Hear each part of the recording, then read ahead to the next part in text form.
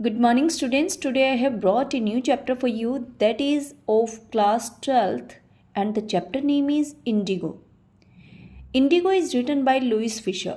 तो आइए जानते हैं सबसे पहले लुइस फिशर के बारे में. Louis Fischer was born in 1896 and he was died in 1970. अब ये जो लुइस फिशर हैं ये एक ज्यूइश अमेरिकन जर्नलिस्ट हैं. उन्होंने अपना करियर स्टार्ट किया एज ए स्कूल टीचर और बाद में वो क्या बने, एक जर्नलिस्ट बने और उसके बाद एक इंटरनेशनल रिपोर्टर. इन जून 1942 उन्होंने क्या किया, वो गांधी जी के आश्रम के पास एक गेस्ट हाउस में रहे और डेली बेसिस पे उन्होंने उनके इंटरव्यूज़ कंडक्ट किए. किसके? महात्मा गांधी की. एक्चुअली ये जो आपका चैप्टर है ना Indigo, that is an extract from the Louis Fischer book life of Mahatma Gandhi.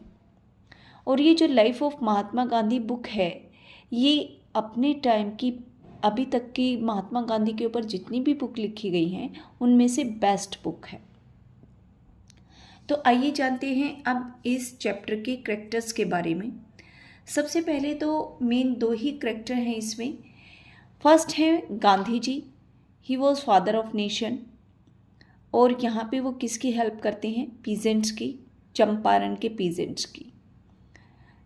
किस वे में हेल्प करते हैं? उनको सेल्फ रिलायंट बनने में. दूसरा है राजकुमार शुक्ला. अब राजकुमार शुक्ला कौन है? वो एक पुअर इमेसिएटेड पीजेंट है. इमेसिएटेड क्या होता है? थिन. पीजेंट क्या होता है बेटा? किसान. तो वो एक पीजेंट है और जो क्या है अपनी रिजोल्यूटनेस के कारण गांधी जी को इम्प्रेस करते हैं. रिजोल्यूटनेस क्या होता है? Determination, firmness. वो अपनी फर्मनेस के कारण गांधी जी को इम्प्रेस करते हैं कि वो चंपारण में आए और वहाँ के किसानों को एम्पावर करें. वैसे तो यहाँ पे कुछ और कैरेक्टर्स भी हैं. तो थर्ड कैरेक्टर यहाँ पे आते हैं राजेंद्र प्रसाद. वो उस टाइम पे एज ए लॉयर वर्क करते थे और बाद में क्या है, इंडिपेंडेंट इंडिया के फर्स्ट प्रेसिडेंट बने. फिर चौथा है इसमें प्रोफेसर जेपी कृपलानी. अब professor JP Kripalani art college में प्रोफेसर हैं और ये आर्ट कॉलेज कहाँ है? मुजफ्फरपुर में. फिर है प्रोफेसर मलकानी. अब प्रोफेसर मलकानी कौन है? ये टीचर हैं एक गवर्नमेंट स्कूल में. नेक्स्ट है सर एडवर्ड गेट. ये लेफ्टिनेंट कर्नल है. और Kasturba, she is wife of Mahatma Gandhi. तो यही मेन कैरेक्टर थे इस चैप्टर के. अब आइए जानते हैं चैप्टर के बारे में. देखो बेटा यहाँ से शुरुआत होती है चैप्टर की. अब बात है ये दिसंबर 1916 की. गांधी जी गए हुए थे annual convention of Indian national Congress party इन लखनऊ. यानी वो एक कांग्रेस के अधिवेशन के लिए लखनऊ में गए हुए थे और वहाँ पे एक गरीब इमेसिएटेड वर्ड बार बार आएगा इस चैप्टर में जिसका मीनिंग होता है लीन एंड थिन, यानी दुबला पतला सा पीजेंट, जिसका नाम है राजकुमार शुक्ला. उससे उनकी मुलाकात होती है. अब ये जो राजकुमार शुक्ला है ना, वो उनसे एक अपील करते हैं कि आप हमारे साथ चंपारण चलिए और वहाँ पे शेयर क्रॉपर की हालत बहुत ख़राब है. तो सबसे पहले जानिए शेयर क्रॉपर्स क्या होते हैं. शेयर क्रॉपर एक्चुअली ऐसे किसान होते हैं जिनकी ज़मीन अंग्रेज़ों ने हड़प ली है और अब उनको वही ज़मीन किराए पे मिलती है खेती करने के लिए और उनको कंपेल किया जाता है कि आप अपने खेत में नील की खेती करोगे, यानी इंडिगो उगाओगे और उस इंडिगो का 15% यानी अपनी क्रॉप का 15% उन्हें एज ए रेंट ब्रिटिश सरकार को देना होता था. इसलिए उन्हें क्या बोला जाता था? Share cropper. यानी वो अपने क्रॉप को शेयर करते थे ब्रिटिशर्स के साथ. तो अब आई होप आपको समझ में आया होगा कि शेयर क्रॉपर्स क्या होते हैं. अब ये जो राजकुमार शुक्ला है ना, जिसकी मीटिंग हुई है लखनऊ में महात्मा गांधी से और वो गांधी जी को कह रहे हैं कि आप हमारे साथ चंपारण चलिए, वो भी एक्चुअल में एक शेयर क्रॉपर ही हैं. अब वो जहाँ भी जाते हैं गांधी जी वहीं उनके पीछे पीछे जाते हैं. गांधी जी उनको बहुत समझाते हैं कि भाई मेरे को तो बहुत काम है, तुम किसी और लीडर को अपने साथ ले जाओ. वो उनको कई जगह के नाम भी बताते हैं कि पहले मुझे कलकत्ता के अधिवेशन में जाना है, फिर बॉम्बे, इस तरह से वो कई नाम गिनवाते हैं और क्या कहते हैं कि आप किसी और लीडर को अपने साथ ले जाइए। लेकिन राजकुमार शुक्ला वो भी बहुत रिजोल्यूट है। रिजोल्यूट क्या होता है? Strong determined. यानी जहाँ पे भी गांधी जी का अधिवेशन होता है, जहाँ भी गांधी जी मीटिंग के लिए जाते हैं, राजकुमार शुक्ला पीछे पीछे पहुँच जाता है।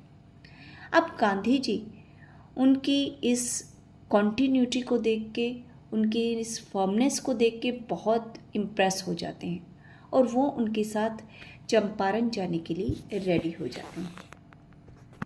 अब गांधी जी उनको कहते हैं कि इस स्टेट को मेरा कलकत्ता में अधिवेशन है, तुम वहाँ जाना और वहाँ से मुझे अपने साथ चंपारण ले चलना। अब गांधी जी और राजकुमार शुक्ला बिहार के लिए ट्रेन में बैठ जाते हैं और गांधी जी डिसाइड करते हैं कि वो सबसे पहले कहाँ जाएंगे? मुजफ्फरपुर। मुजफ्फरपुर एक्चुअली चंपारण के पास में ही है। अब मुजफ्फरपुर क्यों जाना चाहते हैं वो? क्योंकि वो वहाँ पे डॉक्टर राजेंद्र प्रसाद से मिलना चाहते हैं और उनसे मिलके वो और इन्फॉर्मेशन कलेक्ट करना चाहते हैं कि वाकई में ही ये जो राजकुमार शुक्ला बोल रहा है चंपारण में पीजेंट की वैसी ही हालत है या ये अपनी तरफ से बनावटी बातें बोल रहा है। तो इस तरह से और इन्फॉर्मेशन कलेक्ट करने के लिए वो मुजफ्फरपुर जाते हैं और मुजफ्फरपुर जाने से पहले वो एक तार भेज देते हैं किसको? जेबी कृपलानी को, कि ऐसे ऐसे मैं मुजफ्फरपुर आ रहा हूँ। अब ये जो प्रोफेसर जेबी कृपलानी हैं, ये जब स्टेशन पे गांधी जी को रिसीव करने के लिए आते हैं तो उनके साथ एक बहुत बड़ी भीड़ आती है। किसकी? स्टूडेंट्स की।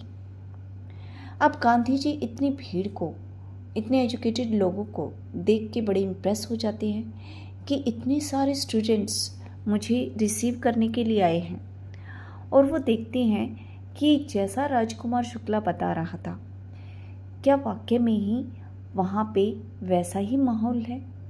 अब ये बात, ये जो इन्वेस्टिगेशन करने आए थे गांधी जी, वो 1 या 2 दिन में तो कंप्लीट हो नहीं सकती थी। इसलिए वो 2 दिन के लिए मुजफ्फरपुर में किसके घर पे रुकते हैं?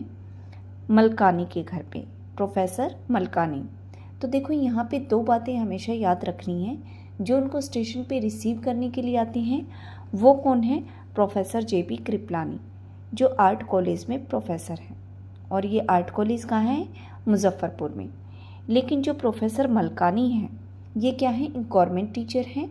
अब गवर्नमेंट टीचर हैं तो सीधी सी बात है वो ब्रिटिश गवर्नमेंट के अंडर काम करते हैं और जब ब्रिटिश सरकार को ये पता चलेगा कि इस इंसान ने कैसे लीडर को अपने घर में रोका जिन्होंने लोगों को सेल्फ रिलायंट बनाया, यानी उसमें उन लोगों में इतना करेज भरा कि वो अपने फ्रीडम के लिए फ़ाइट कर रहे हैं, तो जब सरकार को ये पता चलेगा उसकी नौकरी छिन जाने का भय नहीं है। लेकिन इतना सब होने के बाद भी वो गांधी जी को अपने घर में 2 दिन के लिए स्टे देते हैं। तो जब राजकुमार शुक्ला और गांधी जी मुजफ्फरपुर में राजेंद्र प्रसाद से मिलने के लिए उनके घर जाते हैं तो राजेंद्र प्रसाद उस टाइम पे घर नहीं होते, लेकिन जो उनके सर्वेंट है वो राजकुमार शुक्ला को पहचान लेते हैं क्योंकि वो अक्सर डॉक्टर राजेंद्र प्रसाद जी के घर जाया करता था। क्या करने? कंप्लेन करने लॉर्ड सिस्टम के खिलाफ कि ये जो लॉर्ड सिस्टम है, मतलब ये जो पूंजीपति लोग हैं जो पीजेंट्स को तंग करते हैं, ये बिल्कुल भी अच्छा नहीं है। तो उनके खिलाफ कंप्लेन करने के लिए जाया करता था कि हमें प्लीज़ न्याय दिलाइए, इस ब्रिटिश सरकार से हमें छुटकारा दिलाइए। अब जब वो वहाँ पहुँचता है तो कहते हैं तो फिर आ गया हमारे मालिक को तंग करने के लिए, और गांधी जी उनके साथ में होते हैं। अब ये जो राजकुमार शुक्ला है ना, एक्चुअली ये एक अनटचेबल है। तो वो सोचते हैं कि जो गांधी जी उनके साथ में है वो भी एक शेयर क्रॉपर ही होंगे और वो भी अनटचेबल होंगे। इसीलिए वो गांधी जी को कुएं से पानी निकालने के लिए नहीं देते। क्यों? क्योंकि वो उनको अनटचेबल समझते हैं। जब राजकुमार शुक्ला कुएं से पानी निकालने लगता है और वो गांधी जी को एक अजीब तरीके से पानी सर्व करते हैं, बड़ा ऊपर से पानी पिलाते हैं, तो गांधी जी को ना बड़ा ऑकवर्ड फील होता है। वो कहता है कि ये मेरे साथ ऐसा बिहेव क्यों कर रहे हैं। तो राजकुमार शुक्ला उन्हें बताते हैं कि गांधी जी ये आपको भी मेरी तरह अनटचेबल समझ रहे हैं, इसलिए दूर से आपको पानी पिला रहे हैं। वो कहता है अनटचेबल ये क्या होता है? वह कहता है गांधी जी बताएंगे, कभी फुर्सत में बताएंगे, लेकिन फ़िलहाल तो अब भाई हम क्या है चंपारण के पीजेंट के बारे में पता करने के लिए आए हैं राजकुमार शुक्ला जी से। तो पहले आप वो काम करिए। अब उन दिनों ना कोई भी मतलब इन इंडियन पीजेंट्स के लिए सिंपथी दिखाने से भी डरता था कि कहीं अंग्रेज उनके पीछे ना पड़े। तो जब गांधी जी उन सभी को बोलते हैं पीजेंट्स को कि जब तुम्हारी इतनी बुरी हालत है then why you are not going in the court, तो सारे के सारे पीजेंट उन्हें बताते हैं कि गांधी जी क्या आपको उनकी मोटी फीस के बारे में पता है, हम भला गरीब इंसान उनके इतनी भारी फीस कैसे पे करेंगे। अब गांधी जी सभी लॉयर्स को डांटते हैं कि तुम अपने आप को पब्लिक सर्वेंट बोलते हो, भला ये किसान तुम्हारी इतनी मोटी रकम कैसे पे कर पाएंगे। गांधी जी समझ जाते हैं कि इस अत्याचार के खिलाफ, इस एक्सप्लॉयटेशन के खिलाफ कोर्ट में जाना तो बेवकूफ़ी होगी, क्योंकि कोर्ट में जो वकील हैं, जो जज बैठे हैं, वो कौन है, ब्रिटिशर्स। और ये जो मतलब लैंडलॉर्ड सिस्टम बनाया है, ये भी किसने बनाया है, ब्रिटिशर्स ने। तो जब नियम बनाने वाले ही खुद ब्रिटिशर्स हैं, तो क्या उनको ये पता नहीं है कि ये कितना एक्सप्लॉयटेशन करेगा, किनका, पीजेंट्स का। तो अगर पीजेंट के साथ अत्याचार हो रहा है तो क्या ब्रिटिश सरकार को इस चीज़ का पता नहीं है? ऑब्वियसली उनको पता है। तो फिर कोर्ट में जाने का उन्हें कोई फ़ायदा नहीं लगता, और वो क्या करते हैं कि ये जो किसान हैं इनको सबसे पहले इनका डर दूर करना होगा। इनके अंदर जो डर बैठ गया है, ये अपने खिलाफ हो रहे अत्याचारों के खिलाफ आवाज़ नहीं उठा सकते, तो सबसे पहले इनके अंदर करेज लाना होगा। अब देखो बेटा, जैसा कि मैंने आपको बताया कि ये जो शेयर क्रॉपिंग वाला सिस्टम था चंपारण में, उसके तहत इनको इंग्लिश मैन को 15% देना पड़ता था अपनी क्रॉप का। और सभी किसान, कोई भी किसान मतलब इंडिगो नहीं उगाना चाहता था अपने खेतों में। क्यों नहीं उगाना चाहता था, उसका एक रीज़न था कि इंडिगो उगाने के बाद जो भूमि है वो क्या है, बंजर हो जाती थी, यानी उसकी फर्टाइलनेस क्या है, मतलब कम हो जाती थी। तो कोई भी अपने खेतों में इंडिगो नहीं उगाना चाहता था, और इंडिगो उगा भी लिया है तो वो भी फुल क्रॉप वो अपनी मर्जी से मार्केट में